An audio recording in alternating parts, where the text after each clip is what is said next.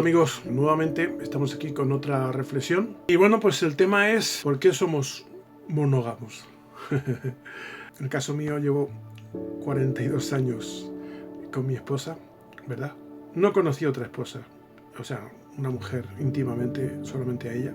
Por alguna razón, pues Dios me guardó, yo mismo también quizás me cuidé, pero creemos en la honestidad y en la monogamia dentro del matrimonio, ¿vale? Eso no quiere decir, pues, que ahora mismo hay unas corrientes muy fuertes, sobre todo en Centroamérica y América Latina. No sé si tanto en Europa, pero bueno, corrientes muy fuertes donde la poligamia, de alguna forma, pues está contemplada dentro del mundo teóricamente cristiano, ¿vale? Yo no me atrevo a decir que sean pseudo cristianos ni nada de esto, pero algunos tienen esa postura de ser polígamos, por lo menos de nombre, no sé si luego en la realidad lo serán. Entonces, ¿qué esgrimen esos como argumentos esas personas? Pues que claro, que Abraham tuvo varias mujeres, que Jacob tuvo varias mujeres, que Moisés tuvo varias mujeres, que David tuvo varias mujeres, y así, en la lista. Estamos hablando de hombres de Dios. Entonces, claro, si el Antiguo Testamento lo permitía, ¿por qué no lo va a permitir ahora también? ¿Verdad? Incluso hay pasajes, tenemos que mencionarlos, porque hay que ser equilibrados a la hora de hablar de estas cosas. En Éxodo 21:10 dice, hablando del hombre, si toma para él otra mujer, ya tiene una, pero si toma para él otra mujer, no disminuirá ni su alimento, ni su vestido, ni su deber conyugal, su intimidad, por así decir, ¿vale? Van a conocer por qué yo soy monógamo, ¿verdad? Entonces, mi argumentación es que desde el principio Dios no reveló todo, sino que ha sido una revelación progresiva a través de los siglos, a través de diferentes etapas, ¿verdad? Adán tuvo su revelación, Noé tuvo su revelación, Abraham tuvo su revelación, Moisés ya tuvo otra revelación, no otra, sino completada, digamos, ¿no? Digamos, en el principio, pues en este caso, o las hijas también de Adán y Eva, tuvieron que tener intimidad con sus hermanos. Eso está más claro que el agua. No había otro tipo de gente, ¿verdad? Aunque ahora hay una serie de historias que te venden en internet tremendas, ¿no? Lo que se puede sobreentender sobre lo que está escrito, ¿vale? En el Antiguo Testamento, por la herencia incluso también hebrea, es que, bueno, pues la genética no estaba tan destruida, tan degenerada como lo está ahora, y entonces no había incesto, ¿eh? Las relaciones entre una y otra hermana pues eran normales, ¿verdad? Luego eso se va a legislar en tiempo de Moisés, pero ni siquiera en Abraham se legisló, ¿vale? Así que se unieron con sus hermanas y después, casi 30 siglos después, fue cuando se legisló, ¿vale? En los 10 mandamientos. Bueno, en los mandamientos, no en los 10 exactamente, pero sí en los mandamientos. Y de alguna forma después nos va a hablar de que al principio de la creación, varón y hembra los creó Dios. No son figuras literarias como algunos creyentes, vamos a decir así, de otras ramas del cristianismo interpretan, ¿no? Son personas reales, ¿verdad? Pues de alguna forma habían pasado 4000 años, pero eso estaba vigente en el comentario de Jesús, ¿vale? Bien, la pregunta que yo haría sería, ¿por qué no hizo Dios varias mujeres para Adán? Si la poligamia se tiene que sobreentender, ¿por qué no se las hizo? ¿Y por qué los creó monógamos a los dos durante bastante tiempo? Yo digo que décadas, ¿verdad? ¿Por qué? Porque fíjate lo que dice Génesis 3:20. Dice, a su mujer Adán le puso por nombre Eva, por cuanto ella fue la madre de todos los vivientes. Fíjate eso que está en Génesis capítulo 3. El pecado acaba de acontecer, pero ya Eva era la madre de todos los vivientes. No había otra madre, ella era la única madre. Monogamia pura y dura, ¿vale? Al principio, Dios lo creó.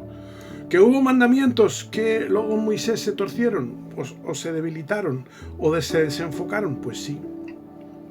Hay algunos que Jesús tiene que rectificar y dice, mira, por causa de la dureza de vuestro corazón, Moisés os permitió tal y tal cosa, ¿verdad?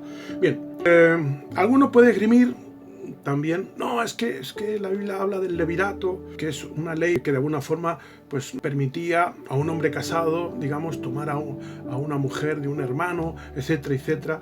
Bien, es verdad, eso está escrito. ¿Y qué es lo que pretendía esa ley? Bueno, pues de alguna forma era dignificar una herencia de ese hermano o ese pariente próximo, y atender a una viuda. Atender a una viuda y darle un acompañamiento con sus hijos, ¿verdad? O sea que era una labor prácticamente, vamos a decir, social, ¿vale? Social, la que se ejecutaba para que eso se pudiera contemplar. Hoy en día, bueno, pues en los países occidentales, gracias a Dios, hay unas ayudas a las viudas, e incluso hasta Pablo habla a los hijos de las viudas de que aprendan a ser solidarios con sus padres, en este caso con sus madres, ¿no? Y que solamente la viuda mayor de 60 años sea la atendida. O sea que sí, que había una necesidad en el Antiguo Testamento y se suplía de esa forma, pero no, quizá no era el ideal, ¿vale? No era el ideal de Dios en ese momento. La Biblia nos habla, por supuesto, de las tensiones que tenían las mujeres de esas personas que eran polígamos, y había unos conflictos entre unas y otras, había unos conflictos entre los hijos de unos y de otros, pero tremendos, ¿verdad?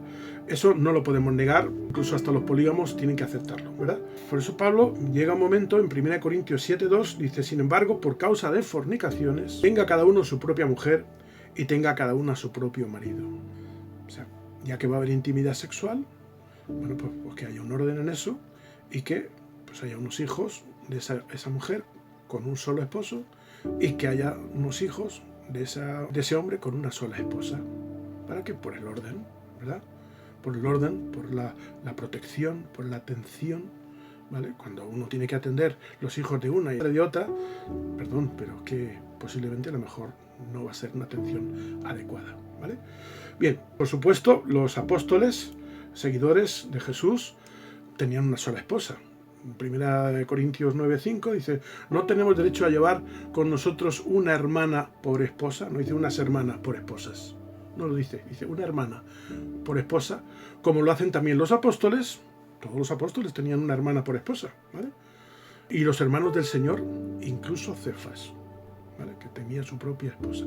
Una hermana, no varias hermanas o varias mujeres, no lo dice, una sola, ¿vale? Entonces concluimos, o vamos centrando un poquito todo esto, de que la monogamia es un principio de responsabilidad, de un deber conyugal y de una atención en lo natural a las personas que tenemos a nuestro cuidado, en este caso los hombres, ¿vale?